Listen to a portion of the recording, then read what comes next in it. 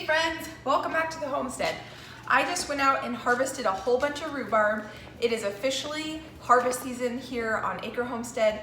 I live in Zone 8B in Washington. My name is Becky if you're new around here. Rhubarb is the first thing that is ready to harvest. And I have a few recipes I'm super excited to bring to you. They're not all sweet recipes. I have a savory one that I'm gonna bring to you as well. So go ahead and subscribe if you wanna see those other recipes that I'm gonna be bringing to you. I love rhubarb, it's one of my favorite things, and we are gonna be making a rhubarb pie today. Not just any old rhubarb pie, we're gonna make a custard rhubarb pie, which is my favorite. Basically all that means is that there's eggs in it, so it kind of creates a custard at the bottom. This rhubarb is already washed and ready to go, and I need 6 cups of rhubarb. Don't worry about writing the recipe down if you want to make it yourself as the video goes. I will leave the recipe down in the description below, and I'll link any of the cooking utensils that I'm using in case you're interested in checking those out. So we need 6 cups of rhubarb, which that seems like a lot of rhubarb, and it is. When I was looking up rhubarb pie recipes, most of them only had like 4 cups of rhubarb, but I really like to have a heaping pie. So when I cut my rhubarb, I like to cut it pretty small. I like to make sure that my rhubarb actually cooks down. I don't like hard rhubarb chunks in my rhubarb pie, but I am gonna leave some of these bigger pieces whole, and I'm not gonna cut them in half, because it's okay if there is a little bit of mixture of texture. Say the really small ones are gonna cook down and kind of glue together, and then these ones will keep their shape a little bit more. So we're not gonna have all the exact same size, which normally in cooking is a faux pas, but I actually want that in my rhubarb pie. So this is probably 6.5 cups here, because that's what I chopped, so that's what I'm gonna use. I have my oven preheated to 425, and I have a pizza stone in there, and I'm gonna add 3/4 cup of flour. That's just white all-purpose flour. And then I'm gonna add 1 cup and 3/4 white sugar and 4 eggs.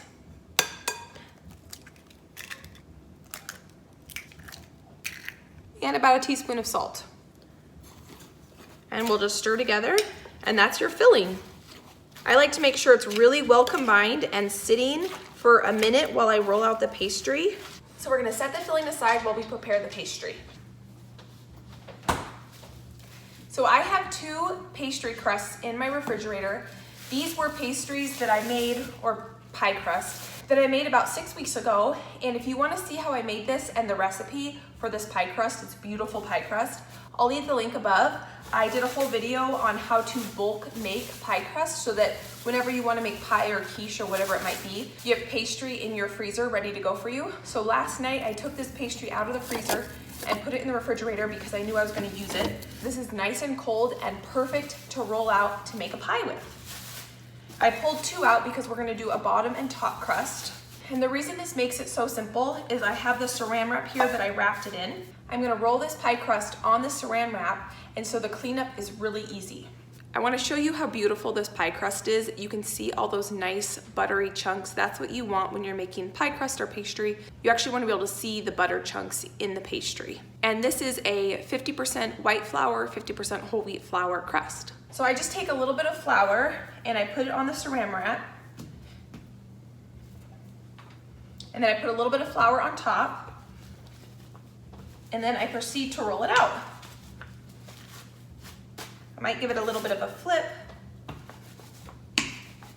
I didn't actually try rhubarb until I was in college. My mom grew up in Michigan, so we grew up going to Michigan in the summers, and rhubarb is really popular over there.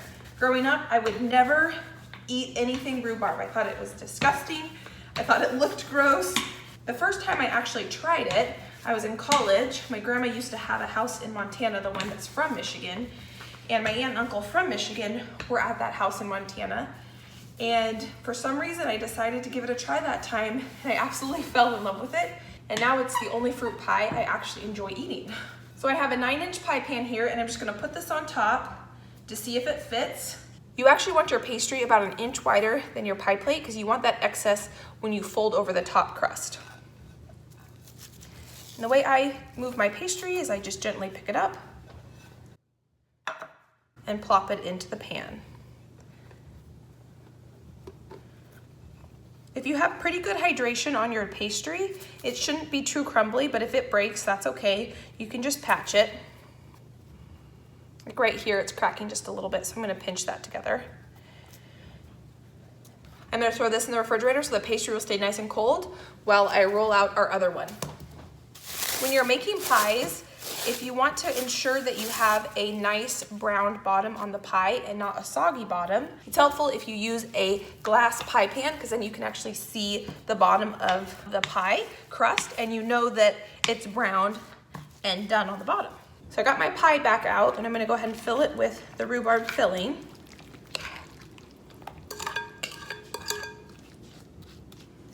And you can see why you wanted to use so much rhubarb, because that 6 heaping cups of rhubarb fills that, and there's just a little bit of a dome. And when this cooks, it's gonna cook down. So the recipes that only call for 3 or 4 cups of rhubarb, it's just not enough, because you don't want the rhubarb to cook down to nothing in the bottom of the pan. Then all we do, our top crust, and put it over. You've got your 2 crusts here, and you want that excess crust. You can see the pie pan is here. What you want to do is actually fold over this top crust onto itself and tuck it underneath. So I'm taking both crusts and folding them and tucking them up underneath. And that's what's going to ensure a nice seal. See this, I didn't quite have enough crust here, so I'm going to make sure I tuck this crust up underneath that one. This is also going to give us enough pastry to make a nice fluted edge. And that's all the way around, but those 2 edges are not sealed, because if we just put that in the oven like that, that's gonna blow open and syrup is gonna leak out of that.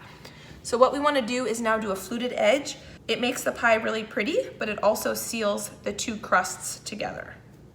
So to do a fluted edge, you take your thumb and index finger and you take your pointer finger on one hand and you simply just push your pointer finger in between your thumb and your index finger.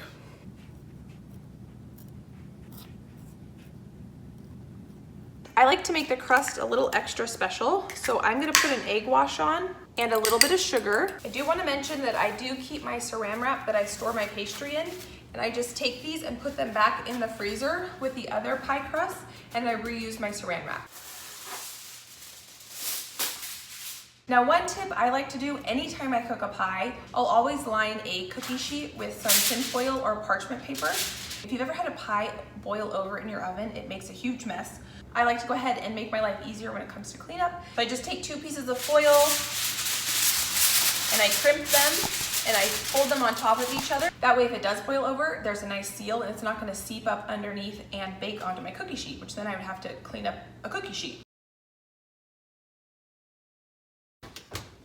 We have the oven preheated to 425 degrees, and I have a pizza stone in here. You don't have to do this step either, but by having a pizza stone in there and putting the pie right on top of that, it helps ensure a nice brown crust on the bottom of the pie.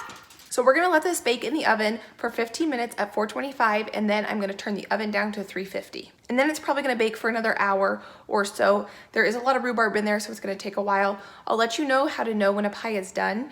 It's all about the look of the pie and what the pie is telling you that you know that the pie is done. So when we get to that, I'll show you what that looks like. All right, so it's actually been about 2 hours. That's why I don't worry about times when it comes to making pies, because this is just showing signs of being done now. What you want to look for, obviously, is for the pie crust to be golden, but more importantly is you want to make sure you see bubbling. There is bubbling going on all in here, and what that's doing is it's cooked the inside and you know it's gonna set well. We did have a little bit of a break here, and so it did leak out here, so I'm really glad I lined the pan with the tin foil. What we also wanna look for is to make sure the bottom crust is golden, which it is. So this is ready to come out.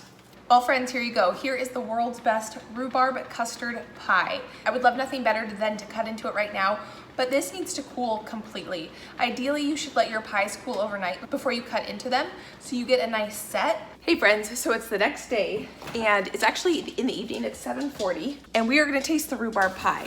It actually already has a piece out of it because it was brought to a graduation party that I wasn't able to go to, and my mother-in-law and husband had a piece, but I didn't have a chance to try it and nobody else ate it. So I have a whole pie, or almost a whole pie. I have 3/4 of a pie here.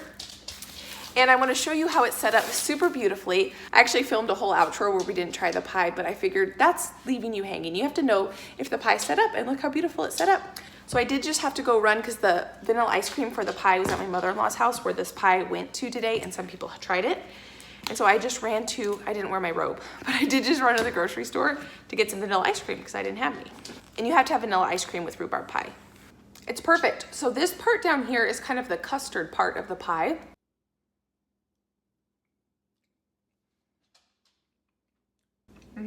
Rhubarb pie is so good. There's nothing really like it. It's really tart and sour. Because this is a custard pie, it almost has the texture of a lemon bar. That's basically what a lemon bar is. You've got your crust at the bottom, which is actually more like a shortbread crust, and then you have your lemon custard on the top. That's what a lemon bar is. And when you make a rhubarb pie or any custard type fruit pies, that's basically what you're making, and you kind of get that texture, that creaminess and richness from the eggs that you just don't get when you make just a fruit pie. If you guys enjoyed this rhubarb custard pie recipe, go ahead and give it a thumbs up. If you want to see what else I have going on in the future around here, go ahead and subscribe. If you're interested in watching any of the other videos I have, a couple will pop up here and you'll be able to see those. I hope you guys have a fantastic day, and I'll see you guys next time. Bye guys.